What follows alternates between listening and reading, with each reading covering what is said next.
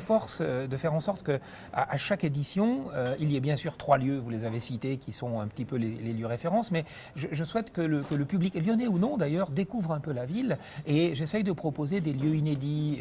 Il y a 2 ans, nous étions dans une église, dans une usine en périphérie, voilà. Et là, cette année, il me semblait très important d'avoir une église, une usine, d'autant que nous sommes à Lyon. C'est étonnant parce qu'il y a un côté un peu anticlérical dans l'art contemporain de mettre... Oui, puis il y a un côté extrêmement pro-clérical. Je veux dire que tout dépend de la façon. Bien sûr, on a assisté dans les années 60, 70 à une idée générale où tout était mal. Toute organisation sociale était critiquée, y compris l'Église. Mais là, je dois dire que nous avons rencontré des autorités ecclésiastiques complètement ouvertes, vraiment intéressées par l'art contemporain et surtout par cette question de la spiritualité.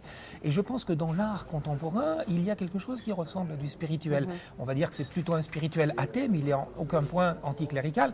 Et Tom Sachs a fait quelque chose d'assez fort, et l'Église l'a accepté.